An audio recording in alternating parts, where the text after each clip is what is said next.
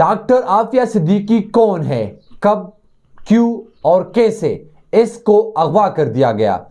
कैदी नंबर 650 की दर्दनाक कहानी, 86 साल कैद की सजा क्यों सुनाई गई। ऐसी हकीकत, असली कहानी जो कोई नहीं जानता। बिस्मिल्लाहिर्रहमानिर्रहीम, अस्सलाम वालेकुम। आप देख रहे हैं हमारा फेसबुक और यूट्यूब चैनल और मैं मोहम्मद हारून चिनवारी हूँ। नाज़रीन कराम, अमूमन जो है हम अपनी व्लॉगों में सियासत के हवाले से बात कर रहे हैं, लेकिन आज हमने सियासत से अहम मौजू पर बात करनी है जो हमें सियासत से अहम लगती है, और वो मौजू है आफिया सिद्दीकी।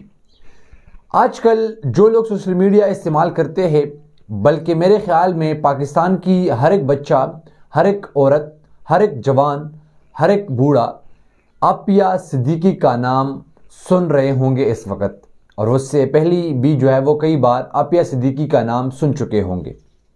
लेकिन इसकी हकीकत क्या है, आफिया सिद्दीकी कौन है, जो आजकल जो है वो काफ़ी जीनत बनी हुई है सोशल मीडिया की।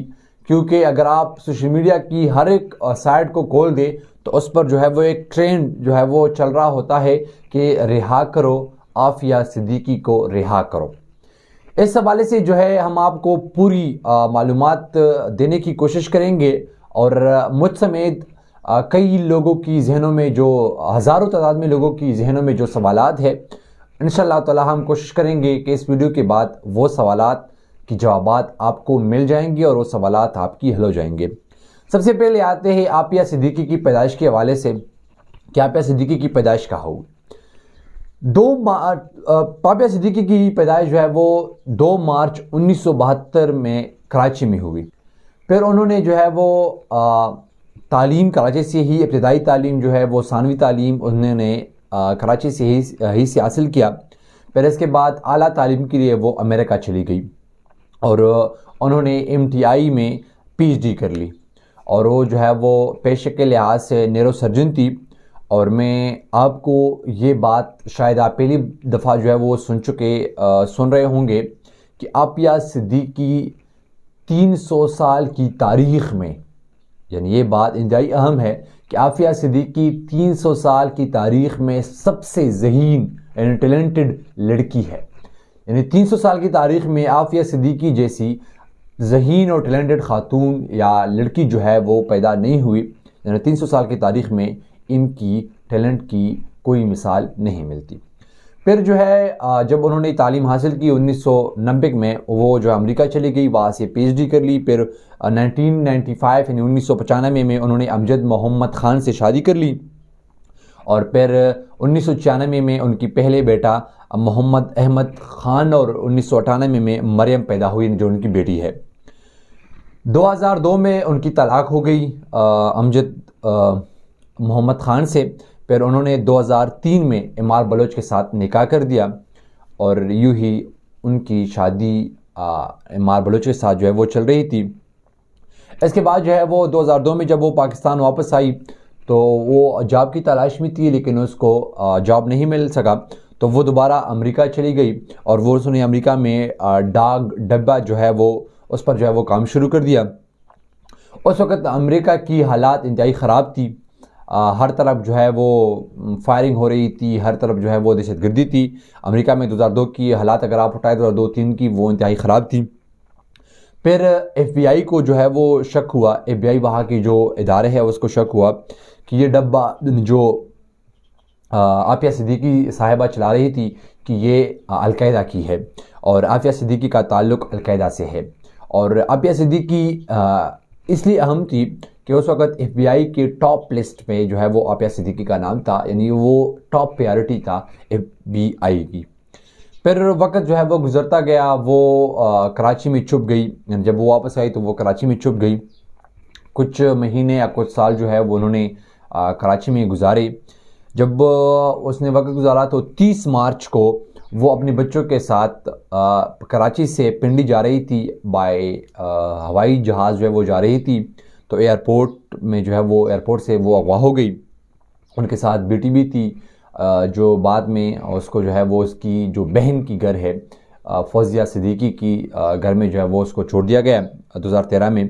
اس وقت جو میڈیا اتنی خاص نہیں تھی، 2-3 چینل تھے، انہوں نے جو ہے وہ انتہائی زور لگایا، شور مچایا کہ عافیہ صدیقی جو ہے وہ کہا گئی، وہ کس نے اس کو جو ہے وہ اغوا کیا. لیکن سب نے اس وقت 2003 میں سب نے اللہ تعلقی کا اظہار کر دیا کہ ہمیں جو ہے وہ کوئی پتہ نہیں. اس وقت عافیہ صدیقی کی عمر جو ہے وہ 30 سال تھی، اور اس وقت جو ہے وہ اس کی والدہ صاحبہ جو تھی، اس کے علاوہ اس کی بہن جو تھی، اس کو دھمکیاں دی جا رہی تھی کہ آپ جو ہے وہ چپ رہے، آپ جو ہے وہ کوئی آواز نہ اٹھائے. لیکن میڈیا نے شور مچایا، میڈیا نے آواز اٹھائی، لیکن ہر کسی نے اس سے تعلقی کا اظہار ظاہر کیا. پھر اسلام آباد ہائی کورٹ کی سماعت کے دوران جو ہے وہ جو یہ معلوم ہوا کہ عافیہ صدیقی کی سودا جو ہے وہ امریکہ کے ساتھ ریٹائرڈ جنرل جو تھا پرویز مشرف صاحب نے چند ڈالر کے عوض جو ہے وہ کیا تھا. یعنی انہوں نے جو ہے وہ امریکہ سے چند ڈالر لی تھی اور اس عافیہ صدیقی صاحبہ کو جو ہے وہ امریکہ کی حوالے کر دیا.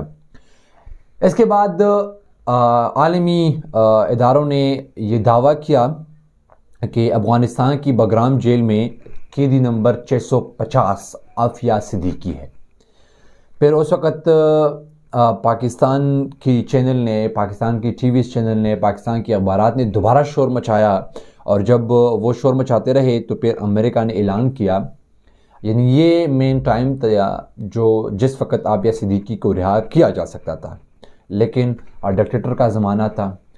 مشرف صاحب ڈکٹیٹر تھے، یعنی سب کے سب جو ہے مشرف صاحب کے پاس تھے، لیکن انہوں نے کچھ نہیں کیا، کیونکہ اسلام آباد ہائی کورٹ کی سماعت کی بات کی جائے تو اس کی مطابق مشرف صاحب نے ڈالر لی ہوئی تھی امریکہ سے، تو پھر وہ بات نہیں کر سکتے کیونکہ وہ تو امریکہ کے غلام ہو چکے ہیں. پھر امریکہ نے اعلان کیا کہ عافیہ صدیقی کو ہم نے 27 جولائی 2008 کو گرفتار کیا ہے. یعنی 2003 کو اغوا ہوئی، 2008 کو امریکہ نے اس کو گرفتار کیا ہے. ابھی وہ نیو یارک جیل میں ہیں جس پر دہشت گردی کا مقدمہ چل رہا ہے. اس وقت جیل میں عافیہ صدیقی پر تشدد جو ہے وہ کے ساتھ ساتھ گولیاں بھی چلی، جس سے وہ انتہائی زخمی ہوئی. یعنی اس کی جیل میں اس پر تشدد ہوئی، ان پر گولیاں چلی. پھر یہ بہانہ بنائے ان لوگوں نے کہ انہیں وہاں کے جو جیل اہلکار تھا اس سے بندوق چھیننے کی کوشش کی، جس کی جوابی کارروائی میں عافیہ صدیقی پر فائرنگ بھی، وہ بے ہوش ہو گئی. اس کے بعد جو ہے وہ 23 ستمبر 2010 میں نیو یارک عدالت نے ڈاکٹر عافیہ صدیقی کو 86 سال قید کی سزا سنا دی.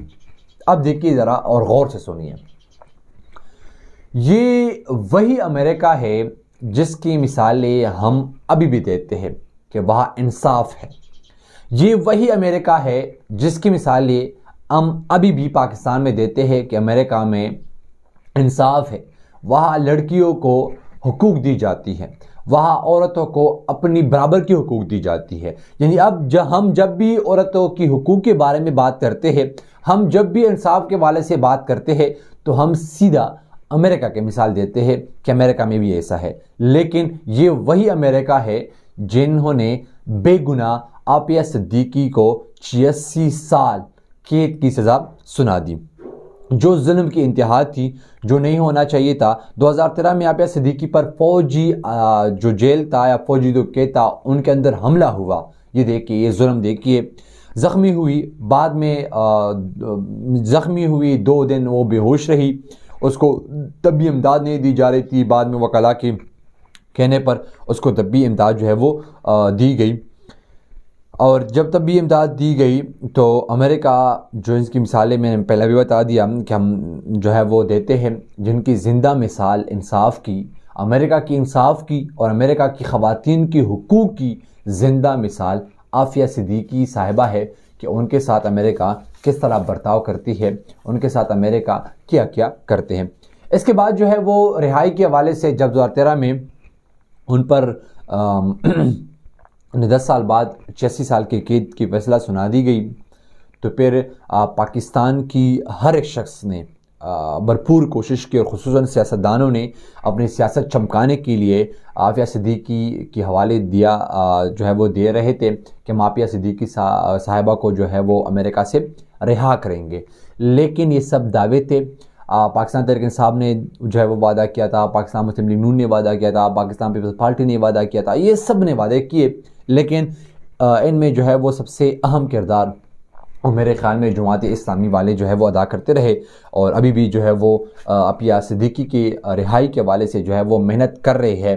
2019 میں خان صاحب نے جب ان کی حکومت تھی تو بتایا کہ انشاءاللہ تعالیٰ میں عافیہ صدیقی کو رہا کروں گا، پھر اس نے کچھ نہیں بولا۔ 2020 میں تحریک لبیک پاکستان کی جو سینئر قیادت ہے انہوں نے وعدہ کیا کہ ہم جو ہے وہ عافیہ صدیقی کو رہا کریں گے، لیکن وہ ناکام ہو چکے، اور اس لیے ناکام ہو چکے، اور اس لیے جو لوگ حکومت میں آتے ہیں وہ ان پر بات نہیں کرتے، کیونکہ عافیہ صدیقی کا تعلق پاکستان کی ایک عام خاندان سے ہے، اور عافیہ صدیقی ایک عام شہری ہے۔ سوچئے اگر عافیہ صدیقی ایک جرنیل کی بیٹی ہوتی، اگر عافیہ صدیقی ایک بیوروکریٹ کی بیٹی ہوتی، اگر عافیہ صدیقی ایک سیاستدان کی بیٹی ہوتی، اگر عافیہ صدیقی ایک سردار کی بیٹی ہوتی، اگر عافیہ صدیقی ایک خان کی بیٹی ہوتی، اگر عافیہ صدیقی ایک نواب کی بیٹی ہوتی، تو کیا اس کے ساتھ ایسا ہوتا؟ ہم سوچ بھی نہیں سکتے کہ پھر عافیہ صدیقی کے ساتھ ایسا ہوتا، بالکل نہیں ہوتا۔ اس لیے یہ سب لوگ خاموش ہے کہ عافیہ صدیقی ایک عام سی پاکستانی ہے، لیکن ان کی نظروں میں جو ہمارے بڑے بڑے بیوروکریٹ ہے، جو ہمارے بڑے بڑے سیاستدان ہے، جو ہمارے بڑے بڑے ادارے ہیں، ان کی نظر میں وہ عام سی پاکستانی شہری ہے، لیکن وہ عام سی نہیں ہے۔ 300 سال کی تاریخ میں عافیہ صدیقی سے ٹیلنٹڈ کوئی لڑکی نہیں ہے، اور نہ ابھی 300 سال میں آئی ہے۔ سوچئے اگر یہ پاکستان میں ہوتی تو پاکستان کے لیے کیا کچھ کر جاتی، لیکن یہ سب جو ہے وہ امریکہ کی سازشیں ہے، اور یہ سب جو ہے وہ پاکستان میں شروع سے وہ ہوتے ہیں جو امریکہ چاہتی ہے۔ اس کے بعد جو ہے وہ سینیٹر مشتاق احمد غنی صاحب، جنہوں نے واقعی انتہائی محنت کی اس کے اوپر، انتہائی اسٹرگل کی، اور وہ امریکہ جو ہے وہ پہنچ چکے ہیں عافیہ صدیقی کی رہائی کے حوالے سے۔ وہ امریکہ میں ابھی بھی موجود ہے۔ شاید لوگوں کی امید یہ ابھی سینیٹر مشتاق احمد غنی صاحب سے وابستہ ہے کہ وہ کچھ کر پائیں گے، کیونکہ انہوں نے ہمیشہ یہ میں ان کی کوئی تعریف جو ہے وہ نہیں کر رہا، یا میں ان کی سائڈ نہیں لے رہا، لیکن ہمیشہ انہوں نے دلیری سے پاکستان کے اندر بھی بات کی ہے۔ جو مسنگ پرسن تھے، بلوچستان کے مسنگ پرسن تھے، یا پختون کی جو مسنگ پرسن تھے، انہوں نے جو ہے وہ اس پر بھی بات کی ہے۔ لوگوں کے یعنی اعلیٰ حکام کی آنکھوں میں آنکھیں ڈال کر انہوں نے باتیں کی ہے، اور بہت سے اسٹرگل انہوں نے پہلے بھی کی ہے۔ اب اللہ کرے کہ عافیہ صدیقی صاحبہ کو سینیٹر مشتاق احمد غنی صاحب ہی رہا کرے، اور اس کو پاکستان جلدی واپس آئے۔ اب تک کے لیے اتنا ہی۔ آگے لا کر اجازت، اللہ حافظ۔